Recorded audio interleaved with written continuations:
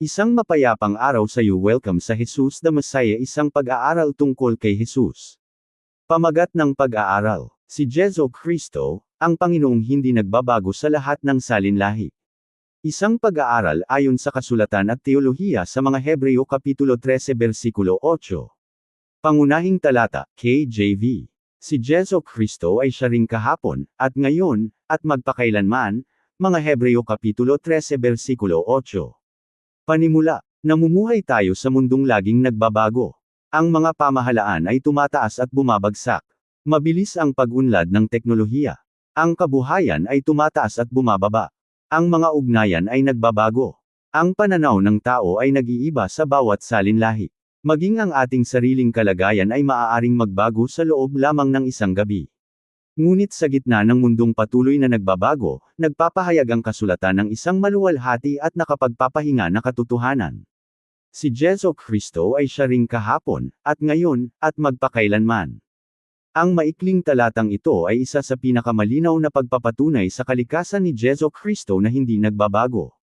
Ipinapaalala nito sa mga mananampalataya na ang tagapagligtas na ating pinagkakatiwalaan ngayon ay siya ring Panginoong lumakad sa dalampasigan ng Galilea. Siya ring tagatubos na namatay sa krus, siya ring hari na muling nabuhay at umakyat sa langit, at siya ring Panginoong babalik na may kaluwalhatian. Ipinakilala ng sumulat ng aklat ng mga Hebreo si Kristo bilang ang pinakamataas na paghahayag ng Diyos, higit sa lahat sa mga propeta, mga anghel, kay Moises, kay Josue, kay Aaron, at sa buong sistema ng pag-aalay sa lumang tipan. Sa pagtatapos ng liham, hinihikayat ang mga mananampalataya na manatiling tapat sapagkat si Jesus mismo ay hindi nagbabago. Ang pangunahing katotohanan ng bahaging ito ay, dahil si Jesu Kristo ay hindi nagbabago magpakailanman, maaaring magtiwala ang mga mananampalataya sa kanyang pagkatao, sa kanyang mga pangako, at sa kanyang kapangyarihang magligtas sa bawat salinlahi at sa anumang kalagayan. Kasaysayan at konteksto. Ang liham sa mga Hebreo ay isinulat para sa mga Kristiyanong Hudyo na nakararanas ng matinding panggigipit at pag-uusig. Marami sa kanila ang natutukso ang talikuran ng kanilang pananampalataya kay Kristo at bumalik sa nakasanayan nilang lumang tipan. Sa buong liham, ipinakita ng sumulat na si Jesus ay higit sa lahat ng nauna sa kanya. Siya ay higit sa lahat sa mga propeta, higit sa lahat sa mga anghel, higit kay Moises, higit kay Josue, higit kay Aaron, ang ganap na punong saserdote. Ang handog na minsanang inialay para sa kasalanan. Ang tagapamagitan ng mas mabuting tipan. Sa pagtatapos ng Kabanata 13, hinihikayat ang mga mananampalataya na manatiling matatag sa tamang aral at tapat na pamumuhay na Kristiyano. Sa ganitong konteksto ipinahayag ang makapangyarihang pahayag na ito. Si Jesu Kristo ay siya ring kahapon, at ngayon, at magpakailanman. Ang pahayag na ito ang nagpapatibay sa pananampalataya ng mananampalataya, nakatayo ito sa pagkatao ni Kristo na hindi nagbabago, at hindi sa mga kalagayang laging nag-iiba. Si Jesu Kristo ay hindi nagbabago sa kanyang banal na kalikasan. Si Jesu Kristo ay siya ring. Nagsisimula ang talata sa mismong pagkatao ni Jesus. Ang binibigyang diin dito ay hindi lamang ang kanyang mga aral o gawa, kundi kung sino siya. Si Jesu Kristo ay siya ring pareho magpakailanman. Hindi siya lalong nagiging matalino sapagkat taglay na niya ang ganap na karunungan. Hindi siya lalong nagiging mapagmahal sapagkat ang kanyang pag-ibig ay ganap na. Hindi siya lalong nagiging banal sapagkat siya ay lubos na banal. Lahat ng tungkol sa kanyang banal na kalikasan ay ganap at hindi nagbabago. Pag-aaral sa salitang Griego, autos, at ho-autos. Ang pariralang isinalin bilang, siya ring pareho, ay mula sa salitang Griego na ho-autos, na ang ibig sabihin ay ang mismong siya, walang pagbabago, magkatulad ang kalikasan, laging pareho, hindi nababago. Ipinapakita ng sumulat na si Jesus ay nananatiling ganap na katulad ng kung sino siya noon. Ang kanyang pagkakakilanlan ay hindi nagbabago. Ang kanyang pagkatao ay hindi nagbabago. Ang kanyang pagiging Diyos ay hindi nagbabago. Kahulugang teolohikal. Ipinapakita ng bahaging ito ang aral tungkol sa hindi pagbabago ni Kristo. Ang hindi pagbabago o immutability ay nangangahulugang ang Diyos ay hindi nag-iiba sa kanyang pagkatao, katangian, layunin, o mga pangako. Dahil si Jesus ay tunay na Diyos, taglay niya ang katangiang ito ng Diyos. Ito ay naaayon din sa patuto ng lumang tipan. Malakyas Kapitulo 3 versikulo 6. Sapagkat ako ang Panginoon, hindi ako nagbabago. Taglay ni Jesus ang gayong banal na kalikasan.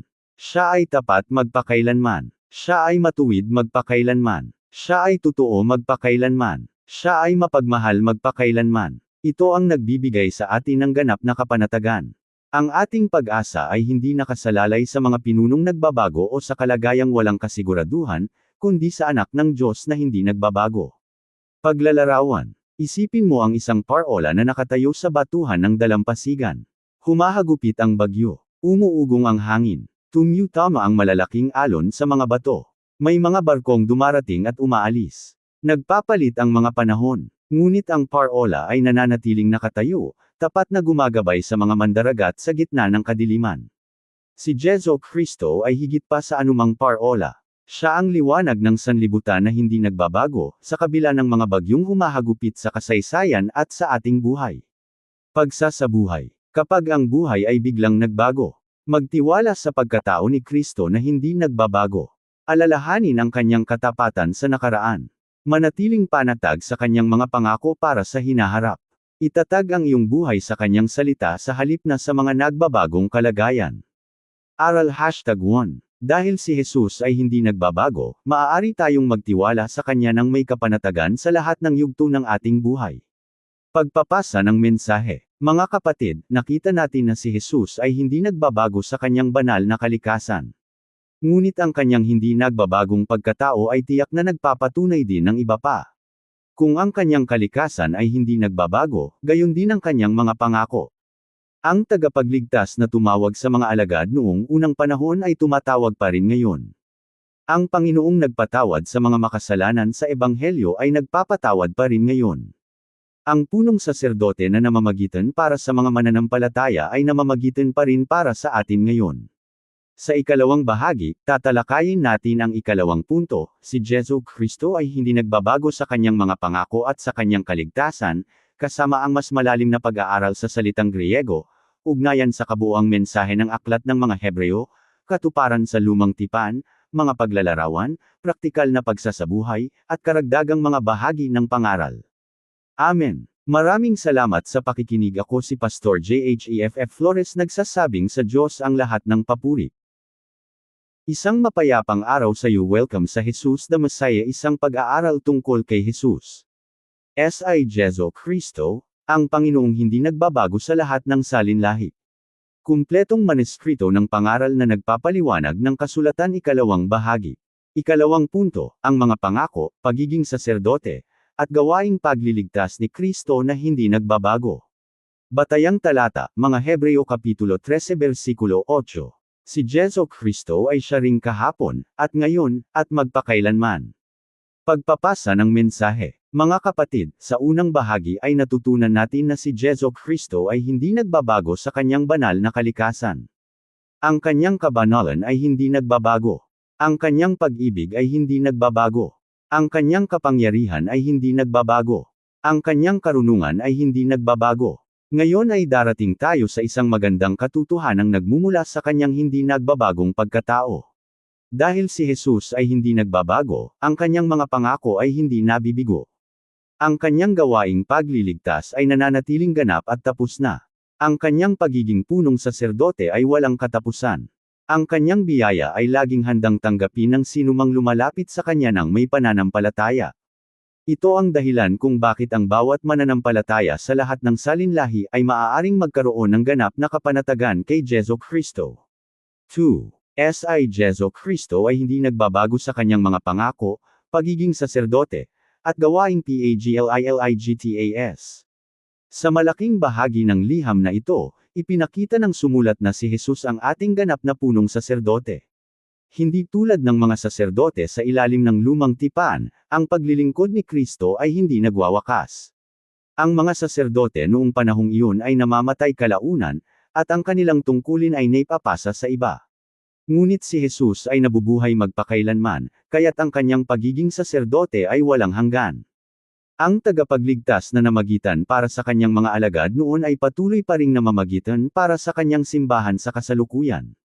Ang mga pangako ni Kristo na hindi nagbabago. Sa buong paglalahad ng Ebanghelyo, paulit-ulit na nangako si Jesus ng mga bagay na patuloy na nagpapatatag sa mga mananampalataya hanggang ngayon. Nangako siya ng kapatawaran sa mga nagsisisi. Nangako siya ng kapahingahan sa mga pagod at nahihirapan. Nangako siya ng buhay na walang hanggan sa mga sumasampalataya. Nangako siya na hinding-hindi niya iiwan ang kanyang bayan. Nangako siya na maghahanda ng tahanan para sa kanyang mga tagasunod. Nangako siya na babalik muli. Ang mga pangakong ito ay tapat at maaasahan sapagkat ang Diyos na nagbigay nito ay hindi nagbabago. Ang mga pangako ng tao ay madalas napapako dahil nagbabago ang kaisipan, kalagayan, damdamin, o kakayahan. Ngunit si Jesu Kristo ay tapat magpakailanman. Ang anumang sinabi niya ay tiyak na matutupad. Pagpapaliwanag na TEOLIHIKAL, ang katapatan ng tipan ng Diyos. Itinuturo ng kasulatan na ang Diyos ay tapat sa mga kasunduang kanyang ginawa. Mula sa tipan kay Noe, kay Abraham, sa bayang Israel, hanggang sa bago at walang hanggang tipan na itinatag sa pamamagitan ni Kristo, ipinakita ng Diyos ang kanyang katapatan. Ang bagong tipan ay nakatayo sa ganap na nagawa ni Jesu Kristo. Dahil si Kristo ay hindi nagbabago, ang tipang ito ay matibay at hindi matitinag. Hindi tayo namumuhay ng may pag-aalinlangan kung mananatili bang tapat ang Diyos sa darating na panahon. Ang ating kapanatagan ay nakasalalay sa Panginoong laging tapat. Ang kanyang mga pangako ay hindi humihina kahit lumilipas ang panahon. Sa bawat salinlahi, natutuklasan natin na si Kristo ay nananatiling tapat na tulad ng dati. Ang pagiging saserdote ni Kristo na hindi nagbabago. Isa sa pangunahing paksa ng aklat ng mga Hebreo ay ang pagiging punong saserdote ni Jesus. Sa ilalim ng lumang tipan, ang mga saserdote ay patuloy na nag-aalay ng mga handog dahil hindi nito kayang alisin ang kasalanan ng tuluyan. Taon-taon ay inuulit ang parehong seremonya. Ngunit si Jesus ay inialay ang kanyang sarili bilang ganap na handog ng minsanan at para sa lahat. Matapos ang kanyang gawain sa krus, umupo siya sa kanan ng Ama, isang palatandaan na ang pagbabayad para sa kasalanan ay ganap nang natapos. Gayunpaman, nagpapatuloy ang kanyang paglilingkod bilang ating buhay na punong saserdote. Siya ang namamagitan para sa atin. Nauunawaan niya ang ating kahinaan at pagkukulang. Inaanyayahan niya tayong lumapit ng may lakas ng loob sa trono ng biyaya upang tumanggap ng tulong sa panahon ng pangangailangan. Ang paglilingkod na ito ay hindi nagbabago, sapagkat siya na gumagawa nito ay hindi nagbabago magpakailanman. Ang kaligtasan ni Kristo na hindi nagbabago. Ang mensahe ng Ebanghelyo ay hindi nagbago. Ang pangunahing pangangailangan ng tao ay hindi nagbago. Ang tanging lunas para dito ay hindi rin nagbago. Si Jesu Kristo ay nananatiling tanging tagapagligtas ng sanlibutan. Ang dugong damaloy sa Kalbaryo ay sapat pa rin upang linisin ang anumang kasalanan. Ang kapangyarihan ng krus ay hindi nabawasan. Ang bakanteng libingan ay patuloy na nagpapahayag ng tagumpay laban sa kamatayan at kasalanan. Ang sinumang makasalanang lumalapit kay Kristo ng may pagsisisi at pananampalataya ay tinatanggap dahil sa biyaya ng Diyos. Walang ibang bagong paraan ng kaligtasan na ibinigay. Walang ibang landas na makapagdadala sa atin sa Ama. Ang parehong ebanghelyong nagligtas sa mga apostol ay siya ring iligtas sa mga tao hanggang sa kasalukuyan. Halimbawa, ang matibay na tulay. Isipin ang isang tulay na itinayo ng isang mahusay na tagapagtayo. Sa loob ng mahabang panahon ay ligtas itong tinatawiran ng marami. Dumarating ang malalakas na bagyo at pagtaas ng tubig, ngunit dahil matibay ang pundasyon, nananatili itong nakatayo at ligtas na nagagamit ng mga naglalakbay. Si Jesu Kristo ay higit pa sa anumang tulay na gawa ng tao. Siya ang tanging nag-uugnay sa pagitan nating mga makasalanan at ng banal na Diyos.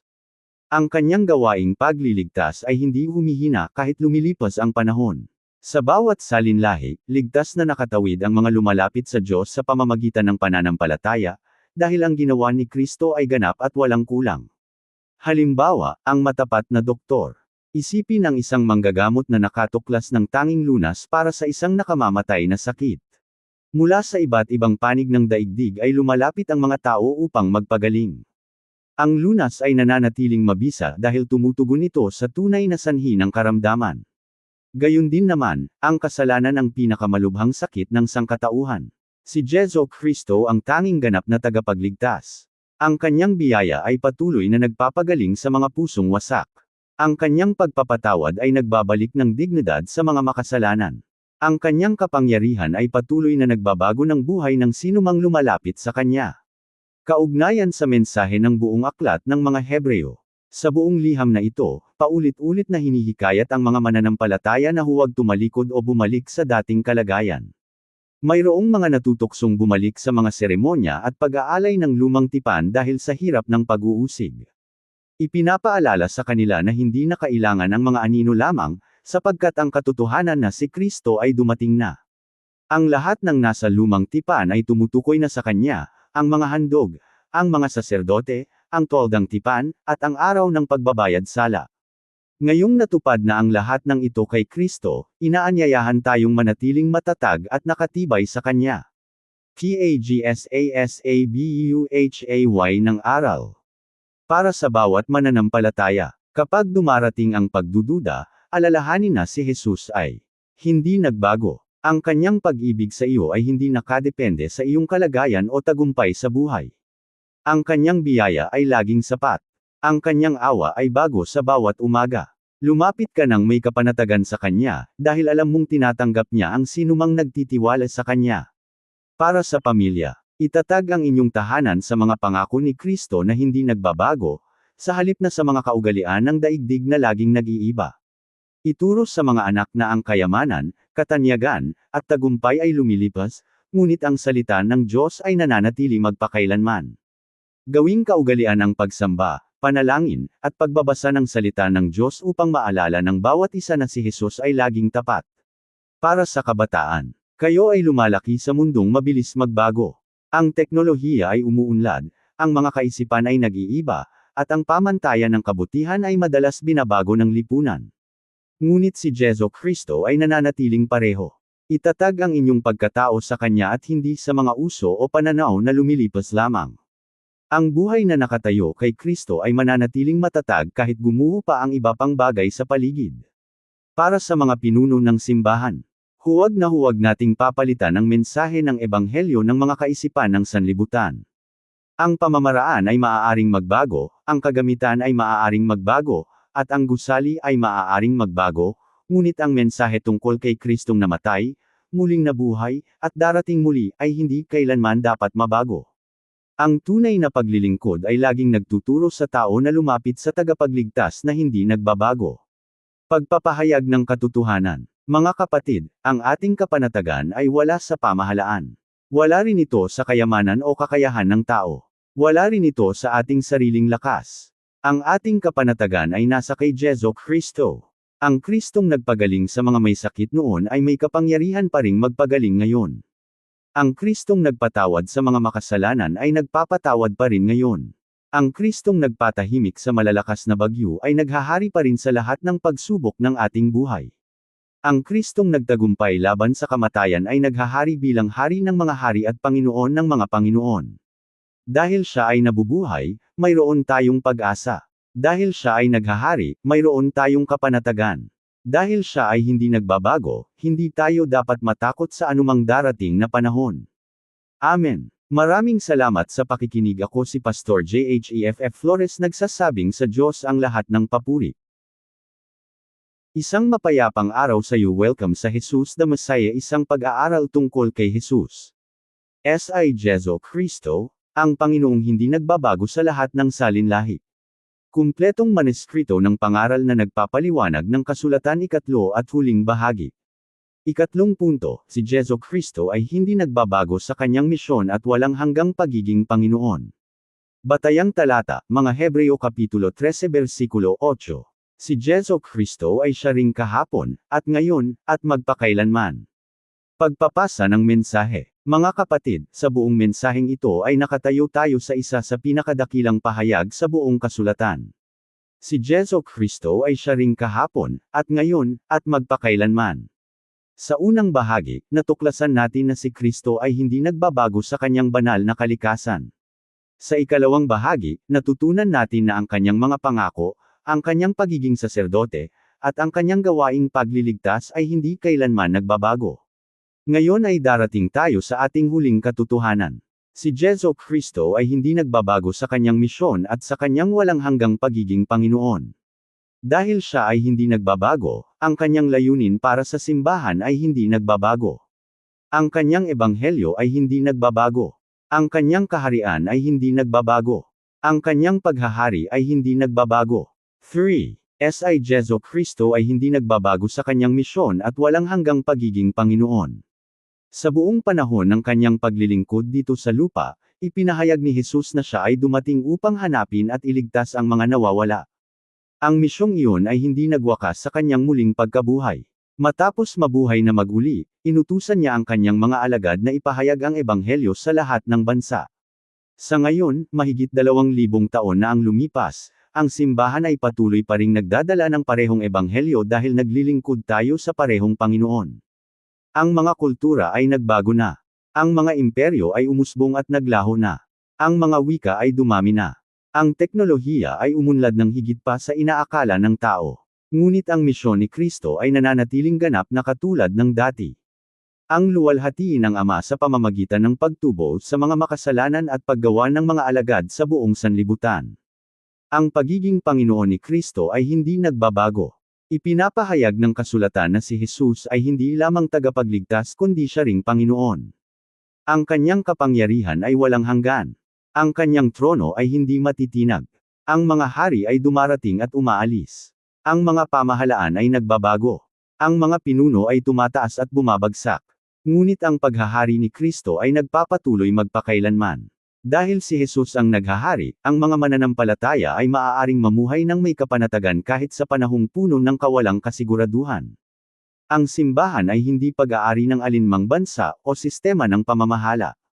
Ang simbahan ay pag-aari ni Jesu Kristo. Siya ang kanyang ulo, pastol, at hari.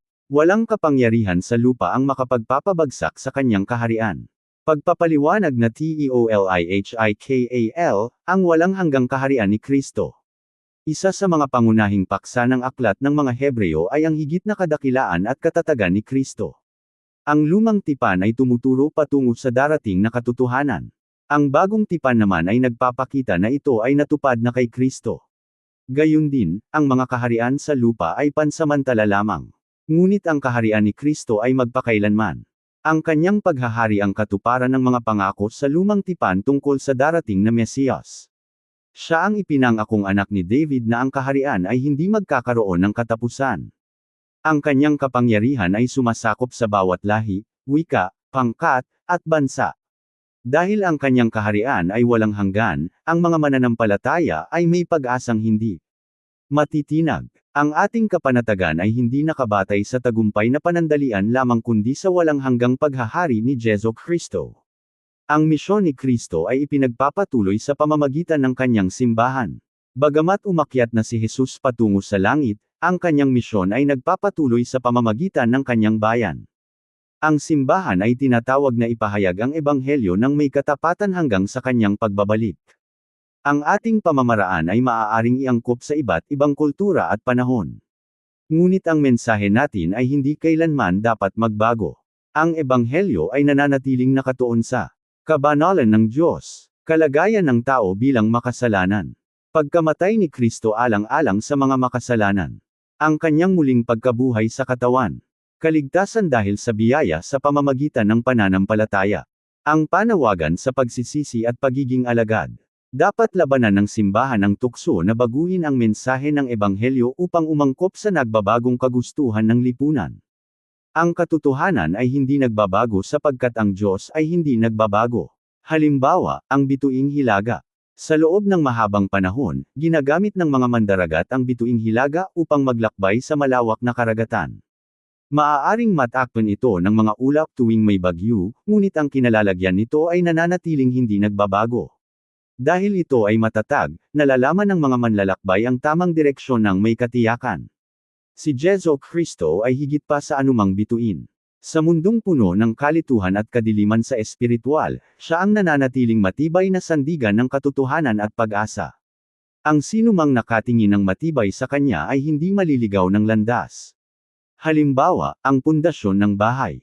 Itinuro mismo ni Jesus na ang matalinong tao ay nagtayo ng kanyang bahay sa ibabaw ng bato.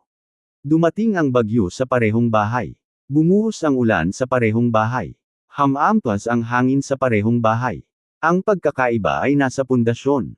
Ang bahay na itinayo sa bato ay nanatiling matibay. Gayon din naman, ang buhay na nakatayo kay Kristo ay mananatiling matatag dahil ang pundasyon nito ay hindi nagbabago. Maaaring magbago ang ating trabaho. Maaaring magbago ang ating kalusugan. Maaaring magbago ang ating mga ugnayan sa iba. Ngunit si Kristo ay nananatiling matibay na bato na pinagtitayuan natin ng ating buhay. PAGSASABUHAY ng aral. Para sa bawat mananampalataya. Kapag pakiramdam mo ay walang kasiguraduhan ang buhay, alalahanin na ang iyong tagapagligtas ay hindi nagbabago at hindi nag-aalinlangan. Gawing kaugalian ang araw-araw na pakikipag-usap sa Diyos at pagbabasa ng Kanyang salita. Hayaan ang katotohanan ng Diyos na hindi nagbabago ang humubog sa iyong pag-iisip, sa halip na ang mga pananaw ng sanlibutan na laging nag-iiba. Magtiwala ka kay Kristo sa lahat ng pagkakataon, sa panahon man ng kagalakan, kalungkutan, kasaganahan, o kahirapan. Para sa pamilya, itatag ang inyong tahanan sa pamumuno ni Kristo. Ituro sa inyong mga anak na si Jesus ay siya ring Panginoong sinamba ng mga tapat na mananampalataya sa bawat panahon. Magsama-sama sa pananalangin. Magsama-sama sa pagbabasa ng Biblia. Maglingkuran ang isa't isa ng may pagmamahal. Ang tahanang nakatayo kay Kristo ay magiging patunay ng kanyang katapatan. Para sa kabataan, kayo ay lumalaki sa panahong mabilis magbago ang uso, pamantayan, at pagtingin sa sarili. Huwag ninyong itayo ang inyong kinabukasan sa mga bagay na panandalian lamang. Itatag ang inyong buhay kay Jesu Kristo. Ang kanyang katotohanan ay hindi kailanman magiging luma o hindi naaangkop. Ang kanyang pag-ibig ay hindi kailanman mabibigo. Ang kanyang tawag sa inyong buhay ay nananatiling matatag. Para sa mga pinuno ng simbahan, ingatan ninyo ng mabuti ang mensahe ng Ebanghelyo. Mamuno ng may pagpapakumbaba at katapangan. Ipangaral si Kristo sa halip na sariling opinyon lamang. Turuan ang mga mananampalataya na manatiling matatag sa mundong laging nagbabago. Ang simbahan ay hindi nangangailangan ng bagong tagapagligtas. Ang kailangan ay mas malalim na pagtatalaga sa tagapagligtas na hindi nagbabago. Pagpapahayag ng katotohanan. Mga kapatid, marahil ay may nakikinig ngayon na labis na nababahala dahil sa dami ng pagbabago sa inyong buhay. Ang inyong kalagayan ay nagbago. Ang inyong kalusugan ay nagbago. Ang inyong kabuhayan ay nagbago. Ang sitwasyon ng inyong pamilya ay nagbago. Marahil ay pakiramdam ninyo ay hindi ninyo alam kung ano ang mangyayari sa hinaharap. Alalahanin ang dakilang katotohanan ito. Si Jesu Kristo ay hindi nagbago. Ang mga kamay na nagpala sa mga musmos na bata ay hindi nagbago. Ang tinig na nagpatahimik sa malalakas na bagyo ay hindi nagbago. Ang pusong tumanggap sa mga makasalanan ay hindi nagbago. Ang tagapagligtas na nagunat ng mga kamay sa krus ay hindi nagbago. Ang muling nabuhay na Panginoong nakaupo sa kanan ng Ama ay hindi nagbago.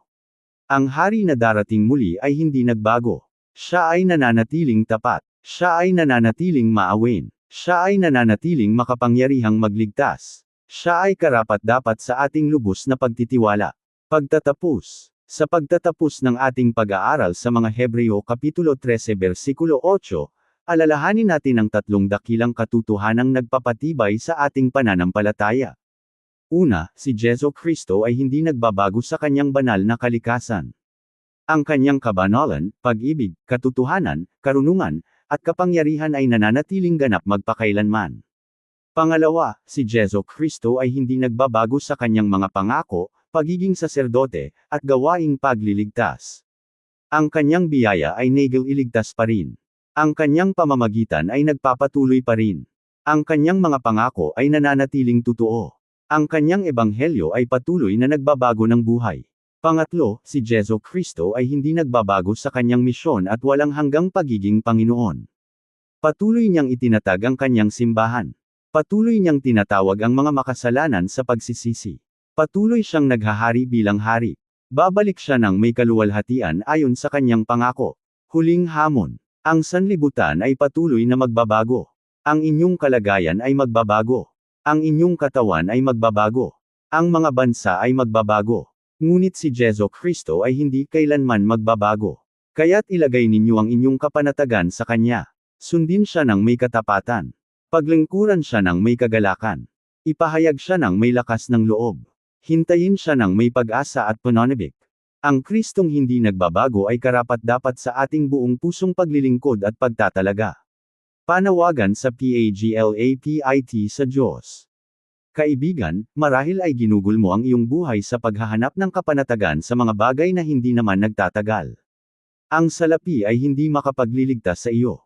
Ang tagumpay ay hindi makapagbibigay ng tunay na kapayapaan sa iyong kaluluwa. Ang ugnayan sa kapwa, bagamat mahalaga, ay hindi makapag-aalis ng iyong kasalanan. Si Jesu Kristo lamang ang makapagliligtas sa iyo. Ang parehong Hesus na tumanggap sa mga nagsisising makasalanan noong siya ay nasa lupa ay handang tumanggap sa iyo ngayon din. Ang kanyang paanyaya ay hindi nagbago. Lumapit ka sa kanya ng may pagsisisi at pananampalataya. Maniwala kang siya ay namatay para sa iyong mga kasalanan. Maniwala kang siya ay muling nabuhay. Tanggapin ang kanyang kaloob na buhay na walang hanggan. Kung ikaw naman ay mananampalataya na lumayo na sa Panginoon, pakinggan mo ang kanyang mapagmahal na paanyaya na bumalik sa kanya. Siya ay hindi nagbago. Ang kanyang awa ay hindi nagbago. Ang kanyang biyaya ay hindi nagbago. Ang kanyang pag-ibig ay hindi nagbago. Bumalik ka sa kanya. Ibalik ang iyong dedikasyon sa kanya. Magtiwala ka muli sa kanya. Kung tinatawag ka ng Diyos sa paglilingkod o mas malalim na pagiging alagad, huwag nang magpatumpik-tampik pa. Ang Diyos na tumawag sa iyo ay tapat. Siya ang maghahanda sa iyo para sa anumang paglilingkod na inihanda niya para sa iyo. Sa araw na ito, ayalay mo ng buong puso ang iyong sarili sa Panginoong Hesus na hindi nagbabago. Panalangin na pagtatapos. Ama naming nasa langit, nagpapasalamat kami sa iyo dahil si Jesu Kristo ay siya ring kahapon, ngayon, at magpakailanman. Sa mundong puno ng kawalang kasiguraduhan, ikaw ang aming matibay na bato at ang aming walang hanggang pag-asa. Patatagin mo ang aming pananampalataya upang magtiwala kami ng lubos sa iyong mga pangako, manatiling panatag sa ganap na nagawa ni Kristo, at magpasakop ng may kagalakan sa kanyang paghahari. Tulungan mo kaming manatiling tapat sa bawat yugto ng aming buhay, ipahayag ang ebanghelyo ng may katapangan, at mamuhay na naghihintay ng may kagalakan sa muling pagbabalik ni Kristo. Ipinapanalangin namin ang mga hindi pa nagtitiwala kay Hesus bilang tagapagligtas. Ay lapit mo sila sa iyo sa pamamagitan ng iyong biyaya at ipagkaloob sa kanila ang pusong nagsisisi at pananampalataya. Naway ang aming pamumuhay ay patuloy na maging salamin ng kaluwalhatian ng aming Panginoong hindi nagbabago. Ang lahat ng ito ay aming hinihiling sa makapangyarihang pangalan ni Jesu Kristo. Amen. Pangunahing katotohanan. Dahil si Jesu Kristo ay nananatiling pareho magpakailanman, ang mga mananampalataya ay maaaring magtiwala ng lubos sa kanyang pagkatao, umasa sa kanyang mga pangako, manatiling panatag sa kanyang ganap na gawain, magpasakop sa kanyang pagiging Panginoon, at mamuhay ng may matibay na pag-asa hanggang sa araw ng kanyang muling pagbabalik ng may kaluwalhatian. Maraming salamat sa pakikinig. Ako si Pastor Jeff Flores, nagsasabing sa Diyos ang lahat ng papuri.